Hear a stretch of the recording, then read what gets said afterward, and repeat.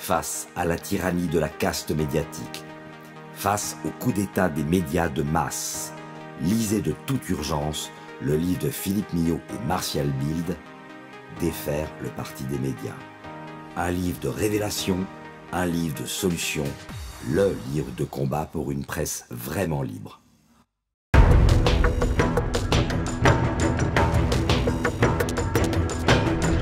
Bonjour à tous et bienvenue dans notre Zoom aujourd'hui en compagnie de Georges Clément. Bonjour monsieur. Bonjour. Georges Clément, vous êtes le président du comité Trump France. Donc dans notre entretien, il sera question de l'actualité américaine, nationale dans un premier temps et internationale avec éventuellement ce qui se passe en Russie. Nous arrivons à peu près aujourd'hui à la moitié du mandat de Joe Biden. Quel bilan pouvez-vous tirer de la politique du président démocrate sur le plan économique pour commencer ? Sur le plan économique, les chiffres sont là. L'inflation américaine est très forte. Je crois qu'elle était de 7 ou 8 il n'y a pas quelques jours, quelques semaines. C'est surtout que les pénuries s'aggravent. En particulier, c'est concomitant avec l'inflation sur le prix du carburant, mais une partie des approvisionnements américains sont un petit peu réduits. Et puis alors, il y a d'autres pénuries plus importantes, comme par exemple celle d'un certain produit pour les enfants qui est très réclamé par des parents pour des raisons quasiment médicales et qui ne se trouve pas sur les tablettes et la cause en est la politique d'importation, puisqu'en plus c'est un produit d'importation du président. De l'administration Biden. Donc, le problème économique, c'est qu'on est en récession aux États-Unis aussi. Alors ça, l'inflation est une chose. Maintenant, on est en récession, on y est. La récession, c'est croissance nulle ou négative? Négative. C'est-à-dire, là, tout le monde l'a dit, la dernière qui s'est exprimée est une certaine Miss Wood, qui est la présidente d'un hedge fund très important et d'un ETF, qu'il a avoué, alors que c'est une optimiste. En bourse, on dit c'est un bull. Et elle a reconnu qu'on était en récession. Goldman Sachs et JP Morgan l'ont dit déjà. Donc la récession est là et elle ne peut qu'être aggravée par ce qui se passe. La guerre d'Ukraine a un effet sur les fertilisants et les agriculteurs américains sont très embêtés parce qu'ils n'ont pas reçu leurs engrais à temps. Enfin bref, la situation économique, alors strictement économique des États-Unis est mauvaise. Ils ne sont pas les seuls. Mais elle est mauvaise et pour l'instant, alors qu'au départ ils ont parlé de transition, ils reconnaissent, le gouvernement même, que 2023 sera en récession. D'accord. Bon, donc qu'elle n'est pas temporaire et qu'elle sera plutôt longue. Quant à l'inflation, bien sûr, ils parlent d'amélioration en 2023, mais enfin en France, Bruno Le Maire nous fait la même chose. Ayant vécu dans ma vie des périodes d'inflation importantes en France et ailleurs, mais en France en particulier, bien malin celui qui sait comment il arrête l'inflation et quand. Voilà. Donc pour la partie économique, Joe Biden, alors à sa décharge, les situations des problèmes économiques et financiers américains sont antérieures à son arrivée. On peut dire même que la crise de 2008 est le démarrage de la création monétaire massive et qu'à partir de ce démarrage de la création monétaire massive, on a eu un démarrage ou tout au moins une accélération de la dette américaine qui est arrivée à des sommets récemment et que tout cela a été amplifié par la tragicomédie, si j'ose dire pour le mot comédie, du Covid et avec les dépenses afférentes. Donc pratiquement, on ne peut pas dire qu'elle se soit installée à la Maison-Blanche en 2021, enfin en janvier, dans un environnement économico-social de bon augure. Non, mais disons que lui, ayant fait ce que font tous les socialistes, c'est-à-dire endetter le pays au maximum et surtout dépenser de l'argent pour assister un certain nombre de tranches de la population à tout va, ça n'a fait que l'aggraver. Voilà. Sur le social, Georges Clément, on a vu récemment la Cour suprême des États-Unis prendre une décision sur le droit à l'avortement. Cela laisse libre les États indépendamment de prendre la décision de l'interdire ou non. Joe Biden s'est dit prêt, jeudi 30 juin d'ailleurs, à bousculer les règles parlementaires pour protéger ce droit à l'avortement. Qu'est-ce que vous pensez de cette intrusion de Joe Biden, de cette déclaration?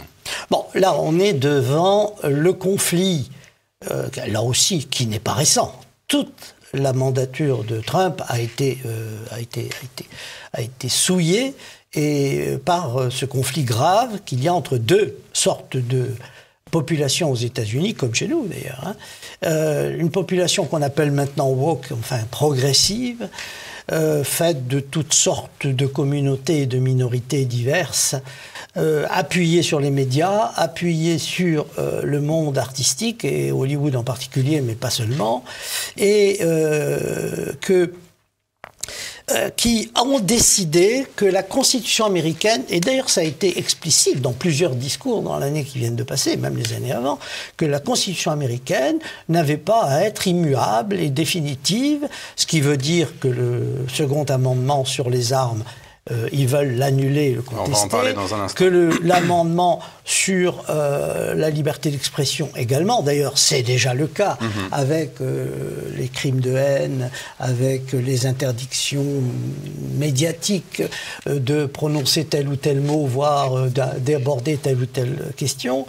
Donc ce clivage, qui est un clivage massif, violent, avec l'affaire BLM et Antifa, ça fait quand même 3 ans, 4 ans qu'on a des insurrections dans les villes américaines, sans que d'ailleurs les autorités interviennent pour les faire cesser. Les autorités fédérales ou... Alors, il est évident que ces insurrections... non, les autorités fédérales ne sont pas intervenues, ça c'est sûr. Même à l'époque où Trump était en poste, lorsque dans l'Oregon, à Portland par exemple, il y a eu des attaques sur une cour fédérale de justice, donc bâtiment fédéral par essence, et que Trump a proposé l'intervention de la garde nationale, de ci, de là, enfin tout ce qui était dans ses prérogatives, ça a été refusé par le gouverneur de Portland de l'époque, je ne sais pas si c'est toujours le même, actuellement c'est une femme, mais je ne me rappelle pas si c'était la même personne, qui... considérait qu'elle préférait être du côté des émeutiers qu'avoir l'appui d'un président, républicain en l'occurrence, mais en plus le républicain Trump, c'est-à-dire un républicain dont on accepte... À poigne.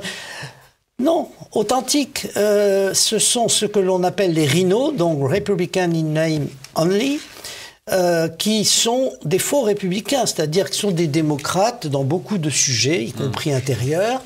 Néoconservateurs. Ah, les néoconservateurs, c'est un autre problème. C'est un secteur idéologique, le néoconservateur. Le mot conservateur est trompeur, d'ailleurs, car le néoconservateur, au niveau mondial, est mondialiste. Et je le sais parce que il se trouve que l'un d'entre eux, Laurent Muraviac, qui maintenant est mort depuis longtemps, j'avais été en contact avec lui à l'époque de la guerre d'Irak et à l'époque d'un certain nombre de ces choses, de ces événements, et qu'il m'avait bien fait comprendre que non, leur thème de base n'était pas la souveraineté des États, et sur des États-Unis en particulier, mais même des États autres, et qu'ils étaient plutôt pour un gouvernement mondial. Ouais. Voilà. Donc, ce sont des gens idéologiques, oui, ça c'est clair, et mondialistes. Alors, donc, alors, bien sûr, ils sont partout. Ça, c'est clair. L'ex-président, vice-président Dick Cheney en était. J'ai cité Muraviec, mais enfin, il y en a plein d'autres, Karl Rove, etc.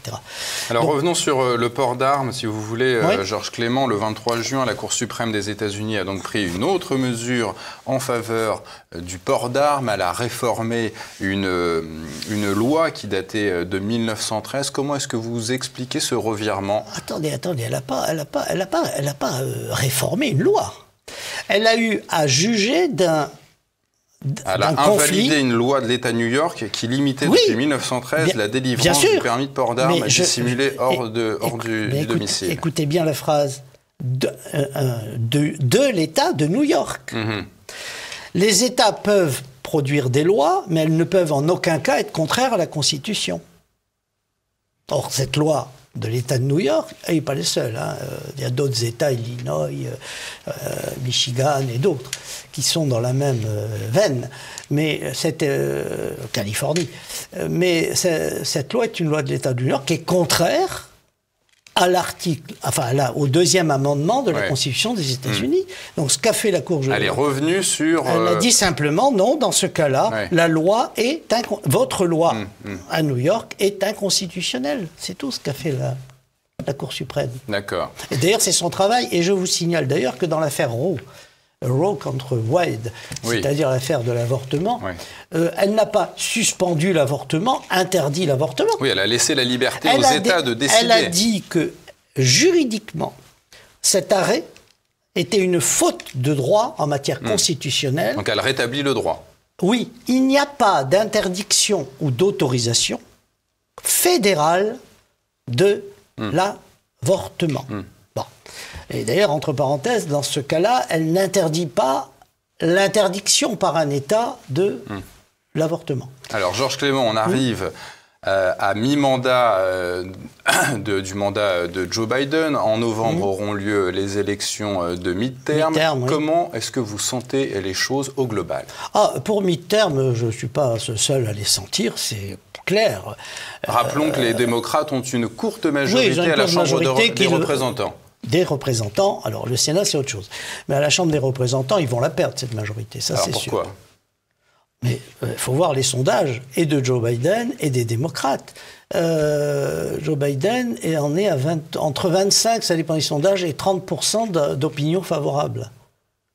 D'accord. Comment vous expliquez cette désamour? Désamour parce que, d'abord, Joe Biden est un impotent. Il ne devrait pas être là. Il ne sait pas s'exprimer, il ne sait pas où il est, il ne sait pas avec qui il est. Il marmonne la plupart du temps. Il quitte quelquefois son micro et la scène sans préavis. Et c'est sa femme, Jill, qui va le rechercher pour le ramener au micro. Donc ça, les Américains commencent à se rendre compte des problèmes De ce point de vue-là, il y a déjà longtemps. Mais il y a la politique qui est menée, et qui est une politique d'extrême gauche, socialiste, mais au sens presque libertaire du terme, donc c'est même pas du marxisme. Décrivez-nous cette politique, justement, socialisante. D'abord, il y a ce qui s'est passé à la suite de l'affaire George Floyd en 2020, en juin 2020, me semble-t-il. Ça, c'était toujours sous Donald Trump. Oui, mais attendez, l'affaire George Floyd a été traitée au niveau national par des émeutes qui ont eu comme conséquence, je crois, de l'ordre de 13 milliards de dollars de dégâts, des morts en grand nombre, des bâtiments officiels, des commissariats de police, des hôtels de police, brûlés jusqu'au rez-de-chaussée, des affaires des légitimes défenses, comme l'affaire de ce jeune Rittenhouse, qui s'est défendu contre l'attaque d'Antifa avec son arme, qui en a tué 2, me semble-t-il, ou 1 et blessé 2, peu importe le nombre, ça n'a pas d'importance, qui est passé aux assises, c'est pas le mot, devant un tribunal dans son État, et qui a été acquitté à la fin. Et ayant été acquitté, il a quand même été agressé violemment partout. Bon, c'est ça l'État des États-Unis aujourd'hui. C'est un État insurrectionnel qui dure depuis maintenant toute la législature de Trump, la mandature de Trump, qui s'est enflammé, bien sûr, en 2020, année électorale, ça va de soi, et qui se poursuit. Et alors, comment les Républicains vont-ils mener cette campagne des midterms? Est-ce que c'est Donald Trump qui va prendre la tête de cette campagne? Actuellement, dans les primaires, c'est-à-dire les endroits où il y a un choix à faire de candidats chez les républicains, Donald Trump on dirait en France, en investit un certain nombre en son nom. certains ont gagné ces primaires, donc vont être ces candidats. À certains endroits, il y a eu l'inverse, c'est-à-dire des républicains, bien sûr, mais presque anti-Trump qui ont gagné les primaires. Il y a tout un débat sur la... N'oublions pas qu'on est sorti des élections de 2020 avec la certitude maintenant, à l'heure où nous sommes, bien sûr, compte tenu des audits en Arizona, d'un certain nombre de procès faits par des groupes de citoyens en Géorgie, et également la demande d'annulation des élections de 2020 faites au Wisconsin, etc. Bon, certitude du vol des élections. Bon, ce vol des élections a été multiforme, je ne rentre pas là-dedans, c'est un sujet en lui-même et très complexe, mais on a les caméras de surveillance, on a tout ce qu'il faut comme matériaux, et l'étude, l'audit d'Arizona a servi à ça, l'étude des bulletins de vote physiques, c'est-à-dire des bulletins. Et la démonstration qu'ils ont été préétablis, qu'ils sont avec des adresses fausses par milliers. Hein. Quand je parle de ça, c'est par centaines de milliers. Bon. C'est-à-dire, quand on sait que la marge de victoire de Biden était de l'ordre de 10 000 dans un État, quand on est à 75 000 fausses adresses, autant dire que l'élection est invalide. Donc, cette situation ancienne, 2 ans, mais elle existe toujours. Mais comment vous expliquez que la justice américaine ne se prononce pas sur ces cas? J'allais pas dire, elle n'a pas rejeté. Il y a eu beaucoup de procès qui ont été gagnés par Giuliani. J'avais la liste. C'est l'avocat de Donald Trump. À l'époque, oui, Rudy Giuliani, oui. À l'époque de 2020, à l'époque de ce combat-là. Et il en avait gagné les deux, un tiers à peu près. Mais ce qui s'est passé, c'est que le problème est constitutionnel. C'est-à-dire qu'il dépasse le problème pénal. Et, donc ce serait à la Cour suprême de statuer. Qui a refusé de s'occuper du dossier. Elle a refusé de deux façons. Elle a refusé de se saisir. C'est-à-dire que ce n'est pas un jugement, c'est un refus de juger. D'accord. C'est un des problèmes des institutions américaines actuelles.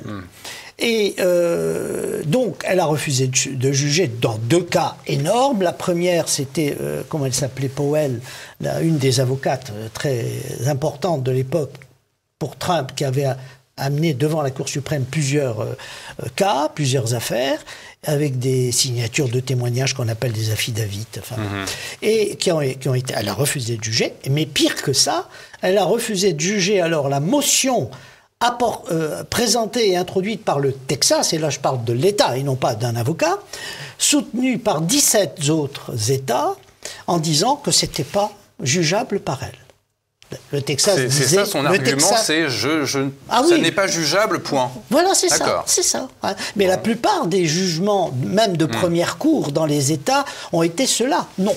Et même certains juges... Alors, il ne faut pas oublier non plus que les juges qui sont idéologiquement... Alors, si je rentre dans tous ces détails, on ne peut pas éliminer l'ombre portée de Soros qui domine les élections pour les secrétariats d'État. Le secrétaire d'État dans un État, c'est en gros le secrétaire général, c'était le chef de l'administration. C'est énorme, parce que c'est eux qui ont bloqué les enquêtes partout. Et Soros est à la manœuvre financièrement, évidemment, etc. Et même en trichant, on a eu le cas la semaine dernière. Je ne vais pas rentrer dans des détails, sinon on y passe la journée. Donc, ce refus de juger, y compris par des attorneys généraux, c'est-à-dire d'État, c'est-à-dire des procureurs, si vous voulez en français, dont celui, par exemple, d'Arizona, Brundage, qui est un républicain et qui refuse, à la suite de l'audit fait par des républicains et par le Sénat d'Arizona, de mettre en œuvre l'annulation des élections et la poursuite pénale de ceux qui ont triché. C'est vous expliquer dans quel imbroglio on est. Et dans cet imbroglio-là, je ne doute pas que les midterms vont être. C'est-à-dire que les élections... Je n'ai pas plus confiance, les patriotes américains dans les forums non plus. Hein. N'ont pas confiance dans les élections de 2020 de novembre, parce que dans les États démocrates, ou qu'on appelle libéraux aux États-Unis, Californie, New York, l'État de New York, mais d'autres, le Colorado, enfin bref, un certain nombre. Il y a à peu près moitié des États qui le sont et des moitiés qui ne le sont pas. Mais est-ce que vous redoutez pour ces élections de mi-terme de nouvelles triches? Oui, bien sûr. Mais on a donc est-ce que les Républicains, comme vous le disiez tout à l'heure, ont une chance de récupérer leur majorité s'il y a cette triche? Alors, oui, d'après les sondages que l'on a nationaux. Alors, bien sûr, c'est par État aussi que ça se passe, représentant. Mais les sondages nationaux montrent que, oui, ça peut pas, à un certain niveau, et c'est important la différence, hein, à un certain niveau, ça ne peut pas ne pas avoir d'effet. Alors, simplement, il y a une histoire. On a des cas de triche actuels. Donc, il y a une histoire, Georges Clément, qui peut peut-être aussi mettre des bâtons dans les roues de Donald Trump. C'est qu'il est actuellement accusé par une commission parlementaire d'avoir organisé carrément un coup d'État après la victoire de Joe Biden. Il avait déclaré le 6 janvier 2021, je cite, « Je sais que tout le monde ici se dirigera bientôt vers le bâtiment du Capitole pour pacifiquement et patriotiquement faire entendre votre voix aujourd'hui. » Est-ce que cette affaire peut remettre en question, remettre en cause son retour éventuel en politique? Écoutez, cette affaire, je la suis parce que la commission a été créée il y a déjà plus de 6 mois ou 7 mois. Mais c'est une commission partisane, c'est-à-dire qu'elle est composée non pas de démocrates et républicains à la limite tirés au sort et qui seraient à la limite équilibrés. Elle est composée de pratiquement pas de républicains, 2 ou 3, dont Jim Jordan, etc. Et de Liz Cheney, qui est républicaine en effet, qui est la fille de son père, Dick, oui, et qui est anti-Trump, mais alors depuis toujours, c'est pas une nouveauté, et qui est quasiment proche de Pelosi qui est la speaker... Nancy, le perchoir de la Chambre des représentants. De la Chambre des représentants, et qui mène cette enquête. Enfin, c'est pas constitutionnel, leur comité. D'accord, donc qu'est-ce qui risque alors au final Donald Trump? Je vais vous expliquer. Pour l'instant, il n'a pas été mis en cause directement. On a essayé encore mardi dernier de faire venir un témoin de dernière minute. Oui, une femme qui a dit qu'il avait essayé de prendre le volant d'un policier pour dire « conduisez-moi ». Elle a dit ça, non pas d'un policier, conduisez-moi au Capitole. Du service secret. Oui, voilà, un policier du service secret. Bref, et le Secret Service a été obligé de sortir de son silence en tant qu'institution, en disant « Non, nous pouvons témoigner que c'est faux et nous voulons être entendus ». Donc là, D'accord. Elle en a dit d'autres qui sont complètement fausses. Mais donc c'est pour ça que je pense que ça n'ira pas loin. Mais le pire, c'est que cette commission n'a aucune base constitutionnelle pour établir une espèce de tribunal. D'abord parce que le tribunal, c'est la 3e branche du gouvernement et ce sont les tribunaux et c'est pas la Chambre des représentants. Et tout le débat là-dessus. Alors, ils ont convoqué, assigné des témoins pour mettre Trump en défaut. Ils ont assigné Steve Bannon, ils ont assigné la semaine dernière Peter Navarro, un de ses conseillers, ils ont assigné un certain Clark qui était alors carrément lui un ministre, un secrétaire d'État. Bon. Et ils sont allés pour Navarro jusqu'à lui faire mettre les menottes pour l'emmener. Bon.